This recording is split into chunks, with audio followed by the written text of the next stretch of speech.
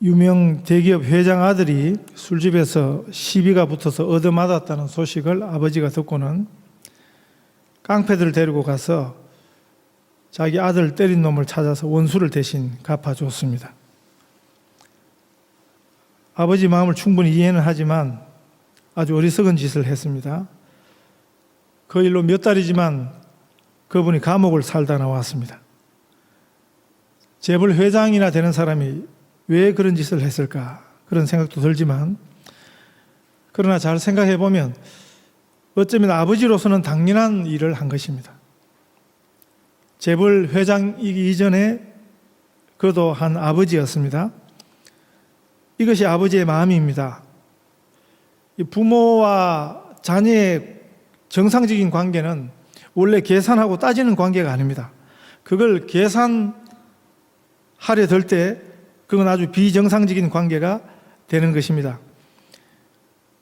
한국 어디 지방 도시에서 늙으신 노모를 두고 서로 안 모신다고 오빠하고 동생이 그 자녀 간에 어머니 모시기를 떠밀다가 그 싸움 등살에 그 어머니는 추운 밤에 밤새 길거리를 배회하다가 갈 데가 없어서 결국은 경찰서 신세를 졌습니다.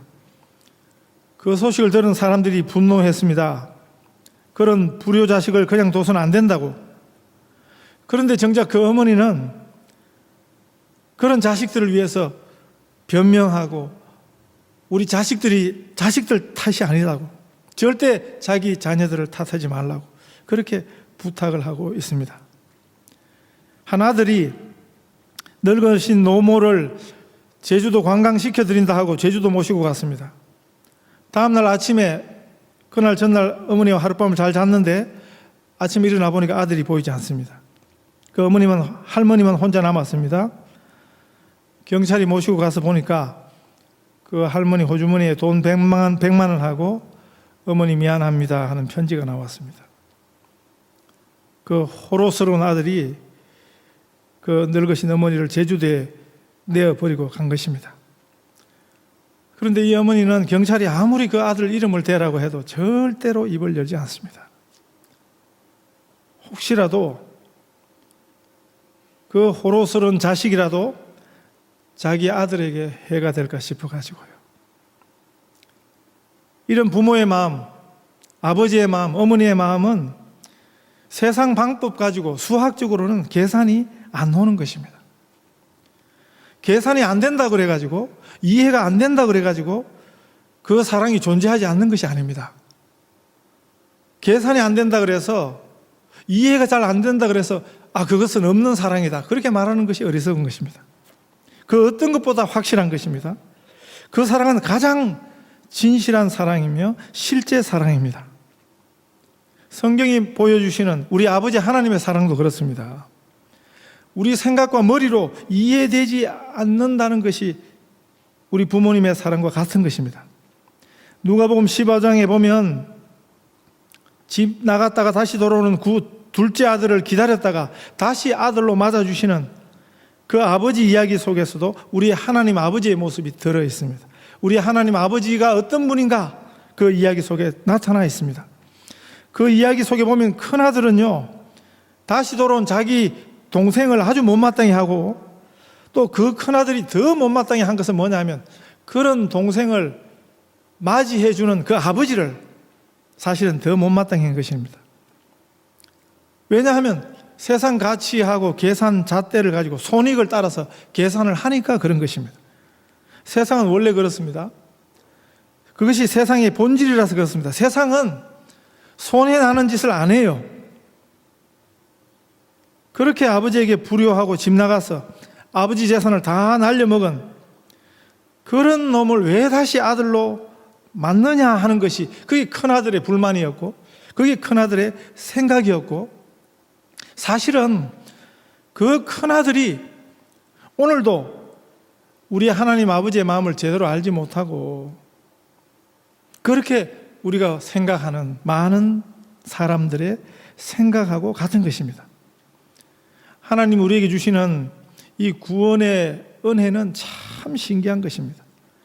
주일학교 아이들이 부르는 찬송 중에 신기하고 놀라와 참 크신 사랑 하는 찬송이 있거든요. 우리식으로 생각하면 우리는 반드시 하나님의 구원을 오해하게 되어 있습니다. 성경은 이 하나님의 구원을 처음부터 하나님의 구원은 이런 것이다 하고 우리에게 보여주고 있습니다. 하나님의 구원이 무엇인가? 이것을 잘 보여주기 위해서 참 중요한 성경 인물 한 사람이 바로 오늘 본문이 다루는 아브라함이라는 사람입니다. 하나님이 주시는 구원이 뭐냐, 기독교 신앙이 말하는 구원이 뭐냐를 바로 알려면 이 아브라함에게서 알아야 하는 것입니다. 아브라함이 받은 구원과 믿음이 무엇인가? 이것이 우리가 바로 알아야 하는, 우리가 받아야 하는 구원과 믿음이 무엇인가를 설명해 주는 기초가 되는 것입니다. 그런 의미에서 아브라함이 믿음의 시조입니다. 믿음의 조상입니다. 우리가 믿는 믿음을 이해하려면 아브라함에게서 배워야 하는 것입니다. 성경이 말하는 믿음을 바로 알려면 아브라함의 경우를 보라는 것입니다. 아브라함이 어떻게 믿음의 조상이 되었습니까? 그 이유가 창세기 12장 1절에 나타나 있습니다. 여호와께서 아브라함에게 이르시되 너는 너의 본토 친척 아비 집을 떠나 내가 내게 지시할 땅으로 가라. 이렇게 말씀하셨는데 여기서 우리는 하나님께서 아브라함과 처음 만나는 장면을 볼 수 있는데 여기 아주 중요한 요점이 있습니다. 그것은 아브라함을 찾은 분이 아브라함이 하나님을 먼저 찾은 것이 아니고 하나님이 먼저 아브라함을 찾아가셨다 하는 것입니다. 이것이 아브라함의 믿음의 시작입니다. 이것이 아브라함의 구원의 시작입니다. 이것이 아브라함의 신앙의 시작입니다. 예수님께서 너희가 나를 택한 것이 아니고 내가 너희를 택하여 불렀다 이렇게 말씀하신 것처럼요, 하나님이 먼저 아브라함을 찾아가신 것입니다. 하나님이 일방적으로 아브라함을 찾아가신 것입니다. 그 이유가 무엇입니까? 그것에 대해서는 답이 없습니다. 설명할 수가 없습니다. 이해가 안 되는 것입니다. 하나님이 왜 아브라함을 찾아가셨는가? 마찬가지입니다. 하나님이 왜 우리를 찾아오셨는가? 왜 하나님께서 우리를 먼저 부르셨는가? 이해가 안 되는 것입니다. 이것을 가르쳐서 하나님의 선택이라고, 이것을 가르쳐서 하나님의 은혜라고 말하는 것입니다. 하나님이 왜 우리를 구원하셨습니까?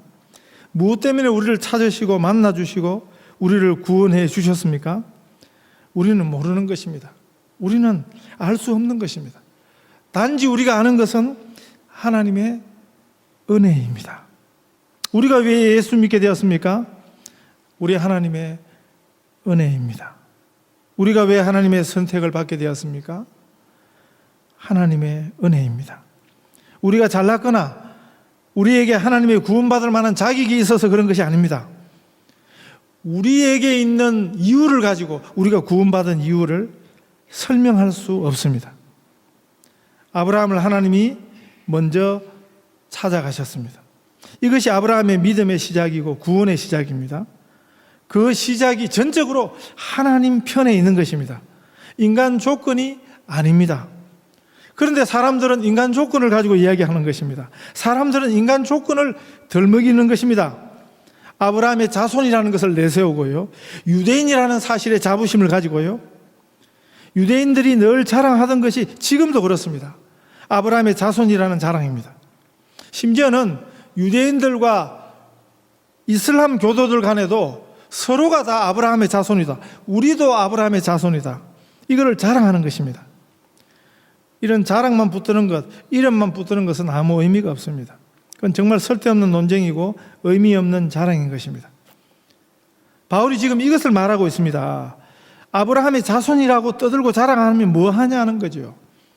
정작 그 아브라함으로 시작된 그 믿음의 의미를 모르는데, 그 믿음에 대해서 왜곡하고 오해하는데, 그 사람들이 바로 유대인들이거든요. 우리는 유대인이라는 사실을 자랑하고 아브라함의 자손이라는 것을 자랑 삼아 사는 사람들.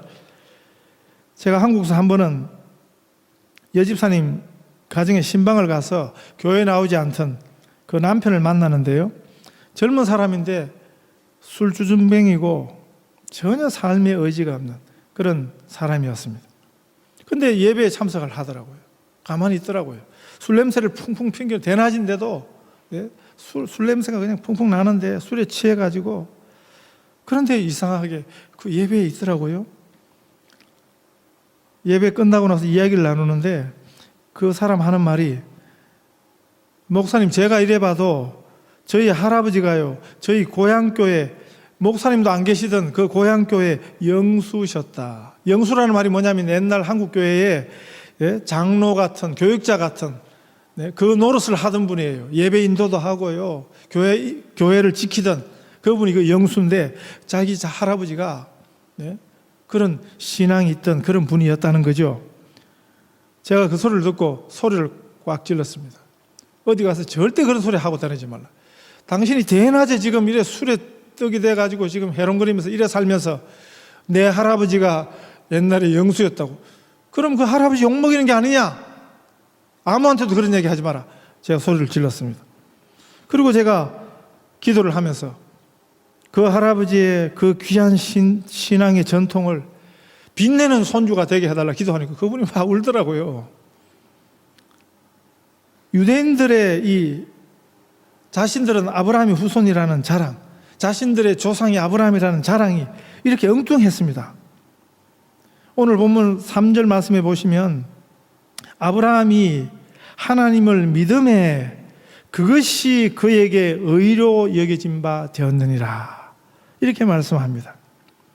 성경은 아브라함이 어떻게 하나님 앞에 의롭게 여겨졌는가, 이걸 보여주는 것입니다. 그런데 그 오랜 세월 동안 유대인들도 오해하고, 그리고 심지어 오늘 우리까지 기독교 신앙을 오해하고 있는 것입니다. 말은 기독교이지만 사실은 유대교적 기독교인들이 얼마나 많은지 모르는 것입니다. 우리가 아브라함이라는, 이 아브라함의 믿음이라는 것도 그래서 우리가 잘 이해하는 것이 필요한 것입니다. 믿음으로 이삭을 드렸던 그 아브라함의 믿음, 그것만이 아브라함의 믿음이 아닙니다. 창세기를 주의해서 잘 읽어가시면 이 아브라함의 믿음이라는 것은 결국 하나님의 선물입니다. 하나님이 주도하시고 하나님이 시작하시고 하나님이 참아주시고 절대로 아브라함 자신에게서 난 것이 아닌 것입니다. 그 아브라함 생애 속에서 아브라함 이야기의 절정이, 하이라이트이 22장인데 창세기, 그 독자 이삭을 모리아산에서 번제로 바치려는 그 사건입니다. 그런데 그것만 보면 안 된다는 거죠. 아브라함이 그렇게 하기 전까지 어떻게 해서 아브라함이 그 수준까지 이르게 되었는가? 하나님께서 인도하셨습니다. 하나님께서 아브라함에게 그런 믿음을 주신 것입니다. 그래서 아브라함의 믿음이라는 것 자체가 절대로 자신이 뭘 믿어서, 자신이 뭘 이루어서 그런 자랑거리가 하나도 거기 없는 것입니다. 그것은 하나님의 은혜로 아브라함이 된 것입니다. 하나님의 은혜가 그 이유인 것입니다. 하나님의 은혜가 그 설명인 것입니다. 우리가 하나님 믿는다는 것 자체가 기적입니다. 우리가 자꾸 엉뚱한 기적을 찾는데 이미 제일 큰 기적이 우리 삶에 일어난 것입니다. 저는 지금도 생각해 보면 어떻게 내가 하나님을 믿게 되었을까? 우리가 뭘 노력을 하고 뭘 잘난 일을 하고 그런 거 가지고 절대 안 되는 것입니다. 그런데 우리에게 예수 믿는 믿음이 들어와 있습니다. 우리가 예수 믿는 자가 되어 있습니다. 이것이 기적이 이미 일어난 것입니다. 이미 우리 안에 이 놀라운 일이 일어난 것을 먼저 보실 수 있기를 바랍니다. 유대인들은 자신들이 아브라함을 따라서 할례 받은 것을 자랑했습니다. 그래서 사실은 유대인들이 이방인을 경멸할 때 무할례자라고 경멸했습니다. 할례도 받지 않은 것들이라고 그렇게 경멸을 한 것입니다. 그런데 오늘 본문이 뭘 보여줍니까? 하나님께서 아브라함이 하나님을 믿음에 아브라함을 의롭게 여기셨다 그랬는데, 그때 하나님께서 아브라함이 하나님을 믿을 때가 언제였느냐? 할례 받기 전이었습니다. 할례와 상관없이 하나님을 아브라함이 믿었다는 거죠. 할례와 상관없이 아브라함을 하나님께서 의롭게 여기셨다는 것입니다. 할례는 뭐냐 하면 오늘로 말하면 세례지만 사실 이것이 의미하는 것은 종교를 대표하는 것입니다. 우리의 신앙생활을 대표하는 중요한 한 가지인 것입니다. 그것이 우리의 종교생활, 종교행위, 그것이 우리를 절대 의롭게 해주지 않는다는 것입니다. 한국교회에서는 직분자를 세울 때 한인교회하고는 좀 사정이 다릅니다. 한인교회는 그렇게 여러 가지 심하게 따지지 않고 웬만하면 그냥 다 직분자를 세우는데, 네. 한국교회에서는 좀 까다롭죠. 직분자를 세울 때 가장 기본적인 점검이 두 가지인데 11조하고 주일 성수입니다. 그런데 그거 해야 자격이 된다는 뜻이 아니에요. 그것은 기본이라는 뜻으로 점검을 하는 것입니다. 절대 그런 것이 우리를 의롭게 하지 못합니다. 그것이 절대로 우리를 자격 있게 만드는 것이 아닌 것입니다. 이 11조 생활은 안 믿는 분들은 도무지 이해할 수 없는 일 중에 하나입니다. 11조를 해서 비로소 신자가 되는 게 아니에요. 신자이기 때문에 11조를 하는 것입니다. 그런 행위는 우리의 의의가 될 수 없습니다. 교회당을 몇 개나 짓고 전도를 몇 명을 하고 그런 거 가지고 우리의 의의가 되지 않은 것입니다. 그런데 오늘 우리 교회가 어떻습니까? 우리 한국교회, 한인교회 신앙이 어떻습니까? 기독교 신앙이, 복음이 근본부터 오해가 되고 있는 것입니다. 예수 믿는 믿음이 있는 우리들은 이미 하나님의 은혜를 입은 자입니다. 우리는 은혜에 빚진 자입니다. 자랑할 것이 있는 것이 아니고 감사만 할 수 있습니다. 그 불법을 사하심을 받고 그 죄를 가리우심을 받는 자는 복이 있고 주께서 그 죄를 인정치 아니하는 사람은 복이 있도다. 이렇게 말씀했습니다. 아브라함에게 찾아오신 하나님, 이것이 우리 구원의 시작이고 창세기의 전부입니다. 주일학교에서 종종 아이들에게 성경을 재미나게 가르친다고 성경 이야기를 아이들에게 맞게 각색하는 경우까지는 좋은데요. 근데 그걸 아이들에게 맞게 좀 표현하고 설명하는 것까지는 좋은데 성경의 중요한 사실을 건드리면 안 됩니다. 성경의 핵심 교훈을 바꾸어서는 안 되는 것입니다. 아무리 아이들에게 성경 쉽게 가르친다고, 이야기식으로 가르친다고. 그런데 그런 실수들을 종종 하거든요. 주일학교 아이들에게 들려주는 아브라함 이야기 중에 아브라함의 어린 시절 이야기가 있는데 이런 이야기입니다. 원래 아브라함 아버지 데라는 우상을 만들어 팔던 우상장수였습니다. 그런데 믿음 좋은 어린 아브라함이 이걸 늘 못마땅했다는 거죠. 자기 아버지가 우상을 만들어서 파는 거를 어린 믿음 좋은 아브라함이 못마땅했다는 거죠. 그래서 어느 날 아버지가 외출하고 난 다음에 참 믿음이 좋았던 어린 아브라함이 아버지 우상 창고에 들어가 가지고 우상을 몽둥이로 다 두드리 부숴놓은 것입니다. 아버지가 열심히 만들어 놓은 우상을 그걸 다 그냥 깨뜨려 놓은 것입니다. 나중에 돌아온 아버지가 그걸 보고 누가 그랬냐고 그럴 때 아브라함이 뭐라고 했냐면, 아버지 나가시고 나서 창고에서 무슨 소리가 나서 제가 들여다 보니까 지네들끼리 막 치고받고 싸워서 저렇게 됐습니다. 그러니까 말을 하니까 아버지가, 야 이놈아, 저것들은 생명이 없는 것인데 어떻게 저것들이 서로 싸우냐 하고 호통을 쳤다는 거죠. 그럴 때 어린 믿음 좋은 아브라함이 아버지를 똑바로 쳐다보면서, 그런데 왜 아버지는 생명 없는 우상을 만들어 파냐고. 그 소리 듣고 아버지가 회개했다냐뇨. 네? 그런 이야기를 한다는 거죠. 그만큼 아브라함의 어릴 적 믿음이 남달랐다 소리인데 거짓말입니다. 성경의 사실이 아닙니다. 하나님께서 아브라함을 부르신 것은, 하나님이 아브라함을 택하신 것은 아브라함이 어릴 때부터 믿음이 남달라서, 아브라함이 다른 사람들하고 달라서가 아닙니다. 그렇게 가면 기독교 신앙을 우리가 오해하는 것입니다. 하나님의 구원, 하나님의 은혜, 믿음을 오해하는 것입니다, 여러분. 오히려 성경은 아브라함 이야기를 통해서 우리에게 가르쳐 주신 주제는요, 절대 성경이 아브라함이 처음부터 설만한 제목이라거나 믿음이 있었다고 성경은 가르치지 않습니다. 아브라함이 왜 선택을 받았는가? 하나님이 선택하셨기 때문입니다. 왜 아브라함이 은혜를 받았는가? 왜 아브라함이 믿음의 조상이 되었는가? 그가 노력해서가 아니었습니다. 아브라함 인생 전체는 오히려 실수투성이었습니다. 우리하고 똑같은, 심지어는 우리보다 못한 그런 사람이었습니다. 그럼에도 불구하고 하나님께서 그를 믿음의 조상으로 불러주셨습니다.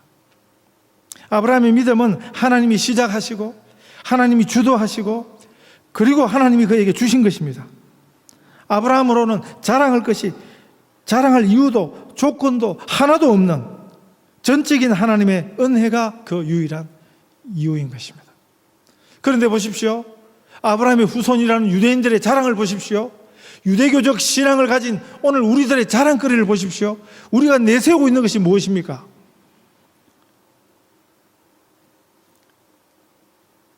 아브라함은 복의 근원이었습니다. 그가 왜 복을 받았습니까? 그가 하나님의 축복과 약속을 받을 조건이 있다면 하나님이 그에게 주시겠다고 약속하신 것뿐이었습니다. 하나님이 우리를 사랑하십니다. 이건 틀림이 없습니다. 세상의 부모가 그 자녀 사랑하는 것하고는 비교할 수 없는, 세상의 부모는 너무 어려우면 자녀를 버리는 경우가 있습니다. 그러나 하나님은 절대로 우리를 버리지 아니하십니다. 이것이 우리의 구원의 기초이십니다. 하나님께서 너로 큰 민족을 이루게 하고 내 이름을 창대케 할 것이다. 너를 축복하는 자를 내가 축복하고 너를 저주하는 자는 내가 저주할 것이다. 모든 민족이 너를 인하여 복을 받을 것이다. 이런 말을 들을 정도로 아브라함이 훌륭한 인물입니까? 아니었습니다. 아브라함이 정말 하나님께 충성하고 노력했습니까? 아닙니다. 아브라함이 어떤 행위를 함으로 하나님께 인정을 받고 의로워진 것이 아닙니다. 만약 아브라함이 자신의 의로운 행위 때문에 구원을 받았다면 아브라함에게도 자랑이 있었을 것입니다. 내세울 것이 있었을 것입니다. 그러나 아브라함에게도 오직 감격과 황송함과 죄송함과 말할 수 없는 부끄러움이 있었습니다. 아브라함이 무조건적인 하나님의 은혜에 선택을 받은 것입니다. 축복의 약속을 받은 것입니다. 그저 그 하나님을 그는 믿은 것입니다. 무슨 행위가 아닙니다. 하나님을 믿은 것입니다. 그 믿음조차도 하나님께서 아브라함에게 주신 것입니다. 아브라함은 하나님이 그에게 주신 그 믿음을 받아들인 것입니다. 우리 하나님께서는 이것을 기뻐하십니다. 하나님께서 다 하셨습니다. 하나님께서 먼저 하셨습니다.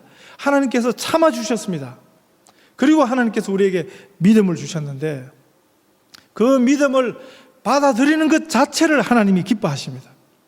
우리가 하나님의 하신 일을, 하나님의 은혜를 인정하고 하나님이 주시는 그 믿음을 받아들이는 것 자체를 우리 하나님이 그걸 기뻐하신다는 것입니다. 우리가 하나님 앞에 우리 것 가지고 하나님 앞에 드리면 하나님의 자원에 되면 우리 것은 그건 없는 거나 마찬가지입니다. 그건 아무것도 아닌 것입니다. 그런데도 왜 그것을 하나님이 기뻐하십니까? 그 하나님을 인정하는 그 자세와 그 마음 자체를 하나님이 기뻐하시는 것입니다. 예배가 참 중요합니다, 여러분. 예배의 시작은, 예배의 기본은 하나님을 하나님으로 인정하니까 우리가 예배 자리에 나온 것입니다. 우리 예배하십시다 하면 우리가 억지로 그러지 않지 않습니까? 우리가 하나님을 인정하는 것입니다. 그걸 하나님이 기뻐하시는 것입니다. 성경에 이런 이야기가 있습니다. 독사에게 물렸는데 노스로 만든 뱀을 보면 낫는다는 것입니다. 그걸 보면 산다는 것입니다. 안 믿은 사람은 다 죽고 그걸 쳐다본 사람은 살았습니다. 세상에서 보면 참 믿을 수도 없고 얼토당토하는 그런 이야기입니다. 예수 믿는 사람은 구원을 받는다는 이야기는 어떻습니까? 이론적으로 따지면 말이 안 되는 것입니다. 그러나 예수를 믿으면 구원을 받습니다. 그것을 믿는 사람은 구원을 받고 그것을 믿지 않은 사람은 구원을 받지 못한다고 말씀합니다. 아브라함의 의인은 하나님을 믿고 신뢰한 것입니다. 이 말씀에 중요한 단어가 있는데 믿어서 의롭게 되었다는 것이 아닙니다. 아브라함이 하나님을 믿음에 그것이 그에게 의로 여겨진 바 되었느니라. 믿었기 때문에 의롭게 된 것이 아니고 믿은 것 자체가 의인 것입니다. 하나님께서 하신 말씀을 순종한 것입니다. 받아들인 것입니다. 믿은 것입니다. 이것이 흔들리면 믿음도 흔들립니다. 왜 그렇습니까? 우리가 신뢰한 것들이기 때문에 그렇습니다. 하나님이 주셨던 것들이나 우리가 만들었던 것들을 신뢰하고 그것이 우리의 믿음의 근거라고 생각하면 그것이 흔들리면 우리도 같이 흔들리는 것입니다. 우리는 하나님이 주신 것, 하나님이 우리에게 해주신 것 그 자체가 우리 믿음의 본질이 아니에요. 하나님 자신이지. 하나님 우리에게 건강을 주셨다가 그 건강이 영원하지 않습니다. 하나님이 우리에게 주신 물질이 그게 영원하지 않습니다. 그거는 있다가도 없기도 하고 없다가도 있기도 하고 변하는 것입니다. 변하지 않는 것은 하나님이십니다. 우리는 우리의 믿음의 근본, 하나님 자신, 그 믿음 자체가 우리를, 아브라함을 의롭게 하는 것입니다. 그러지 않을 때 우리 믿음에 허구성이 있는 것입니다.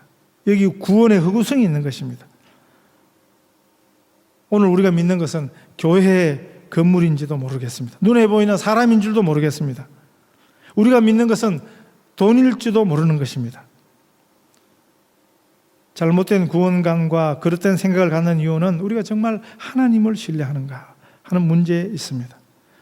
하나님을 신뢰하는 것, 하나님을 인정하는 것, 그것만이 의가 되는 것입니다. 일하는 자에게는 그 삭을 은혜로 여기지 아니하고 빚으로 여기거니와 일을 아니할지라도 경건치 아니한 자를 의롭게 하시는 일을 믿는 자에게는 그의 믿음을 의로 여기시나니. 일하는 사람에게는 그 일한 것이 공짜일 수 없습니다. 그렇지만 일 안 한 사람에게는 똑같이 일한 사람처럼 대가를 주었다면 그건 공짜입니다. 그건 은혜인 것입니다. 뭘 안 했는데 대가를 받은 것입니다. 그렇게 될 때 사람들의 반응이 뭐냐면 마음 한구석이 찝찝한 것입니다. 내가 안 했는데 뭘 받으려고 그러니까 마음이 찝찝한 것입니다. 그러니까 보상을 하려고 하는 것입니다. 이 보상 심리가 잘못되면 율법이 되는 것입니다. 이것이 비밀인 이유는 우리의 구원자이신 예수님께서 우리를 위해서 십자가에서 피 흘려 돌아가셔서 구원해 주셨다는 것을 믿음으로 말미암아 구원을 얻는 것입니다. 일한 것이 없는데, 내가 행한 것이 없는데, 내가 한 것이 없는데 하나님의 은혜로 우리에게 주셨습니다. 그래서 말할 수 없는 것입니다. 나 같은 죄인을 구원했기 때문에 설명이 안 되는 것입니다. 사실 이런 기독교 신앙의 기초, 믿음이 무엇인가, 구원이 무엇인가, 구원 이해, 믿음 이해에 대한 것이 찬송가 가사에 다 담겨 있어요. 그래서 우리가 찬송가를 그냥 부르지 마시고 그 가사를 잘 음미해 보십시오. 그 가사가 다 그런 이야기를 하고 있는 것입니다. 우리가 함께 부르는 찬송이나 복음송이나 그 가사 자체에 우리 기독교 신앙의 고백이 기본이 거기 함축되어 있습니다. 굳이 이것을 따로 그래서 설명할 필요가 없는 것입니다. 그 가사를 잘 음미만 해도 기독교 신앙이 무엇인가를 우리가 배울 수 있는 것입니다. 제가 그래서 그 예배 시에 찬송가 부르는 방법을 좀 바꾸려고 그럽니다. 다음 주부터요.